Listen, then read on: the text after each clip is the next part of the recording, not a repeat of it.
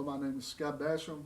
I am doing a PowerPoint presentation on Starbucks management strategy. First part of Starbucks management strategy, number one, was transformational, to transform what they were doing. Second part was to reinvent, to find new things to do, to change their path, to increase sales. The third part was to be a company with a conscience, a company that cared. So first part, we'll talk about the transformation of Starbucks. The year's 2008, stores are closing. They've closed over 800 stores at this time. Very tough economic times. Financial crisis is happening. Companies and retailers are cutting left and right.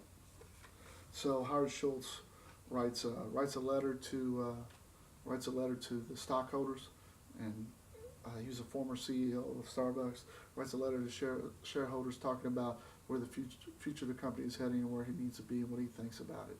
Shortly thereafter, he is reappointed to CEO in 2008. He is part of the team that has to make the tough decision to make the cuts.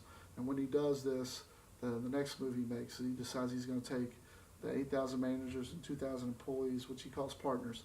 He's going to take his 10,000 partners to New Orleans, and they're going to have a meeting, a manager meeting, and it's kind of to boost morale. And he wants to talk about the future of the company, and they want to talk about they go out in the community, they do outreach programs. But while they're having this meeting, to do all this, it costs $30 million. He catches a lot of flack from shareholders, talking about how can you spend $30 million on this, but he looks at it as an investment. He looks at it as an investment in the company and the things that they can change and how they can increase and help the customer experience. So then we talk about the transformation. The transformation begins of the company. They decide that they're going to close all stores nationwide down for 3 hours. They're going to close them all down for 3 hours and reteach all the baristas how to properly make a cup of coffee or a latte, how to increase the customer experience. By investing in an employee like this to make the customer experience better, tells you right away what they're trying to do.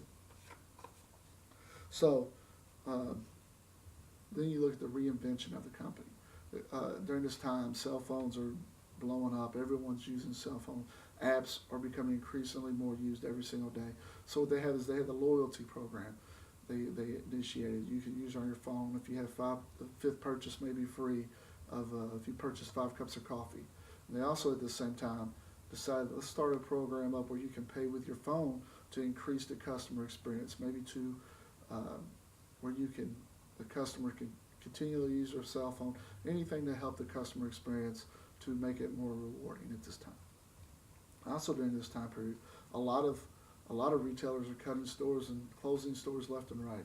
So what they do is they come to the conclusion, well, we have to find a new market, a market where we can make more sales, a market that is growing. They see the market in Asia. They say they look at the market and decide we're going to open 5,000 stores in China within 10 years. Also during this time period, they decide we're going to open 1,000 stores in India during this same time frame. So right then and there, you see a forward-looking company. Everyone else is cutting. They're trying to reinvent the wheel. Let's go find some sales somewhere else. Let's also find some ways to increase the customer experience. The third part of the company is the company with a conscience. That's their strategy as well. Instead of cutting benefits from employees, which you saw a lot of people doing, or cutting pensions, they actually continue giving part-time employees benefits, which is a great retention tool. You get the same barista maybe for 4 years versus just having a new one in there every year. You get the same employee there. So maybe when you come to Starbucks, the same person makes your cup of coffee. They enjoy how you make your cup of coffee. They know exactly what you want, and it's made for you right then and there. So that also helps increase the customer experience as well. The second part of being a company with a conscience is they decided by 2019 they were going to hire 10,000 military veterans and spouses. So this is a great way to acclimate them back into society. It's also a way to get better employees because military with a military background and training they assume right then and there you know what kind of employees you're getting, so you can get them and acclimate them and train them and get them back into society as well. So then the third part, being a company with a conscience, is Starbucks speaks out on many different things. They'll speak out in many states they've spoke out on gun control, open carry states. They don't want people carrying guns in their stores, even if it's open carry license. They also spoke out civil rights events. They've made many different.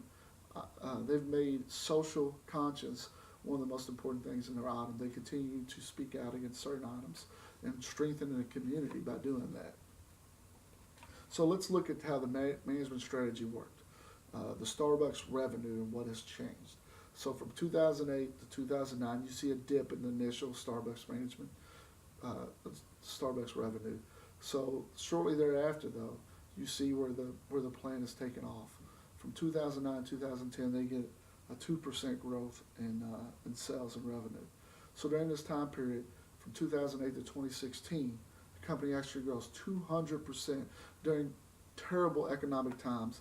The economy did change, and it had 2% growth almost every year, but not the 200% growth that they've experienced. And what they've done is they've invested in their employees, invested in their community, and what you see is you see them capitalizing on that once again. So in closing, I'd like to talk about how I believe Starbucks management strategy, the reinvention, the transformation, by transforming what they were going, transforming their path, by retraining their employees, that was the first part, and then by boosting morale during a very difficult time during the company. A lot of people were leaving jobs or being fired from jobs, and the morale was terrible in a lot of the institutions. So as you see moving forward, they're looking at the employees. So the second part of this, the reinvention, to look forward thinking and think, okay, let's open stores up during these terrible times. It's very tough to do. A lot of companies get defensive. They cut with sales and trends and store trends. So by doing this, they were forward thinking. And the reinvention by having reward programs and loyalty programs, and by using the cell phone, another way to help the customer experience. The third part, being a company with a conscience, is huge to me as well. By doing this, they help outreach their community. Another way to help the customer experience. I believe at the end of the day, that is what they were trying to do, is any way they can to help the customer experience. In closing, I would like to say Starbucks, like I've said before, the main thing they try to be is an offensive strategy. They try to stay in front of things instead of being defensive, and also their ultimate goal is to help the customer experience. When the customer is buying something from them, they want them to always come to them. They want it to be the best customer service experience possible, and you do that by retaining employees, treating your employees fairly, and I think you see that at Starbucks more than anywhere else. In the future of Starbucks, they've changed CEOs, so they will have management change, but I believe they are on a very strong course to be successful for years to come.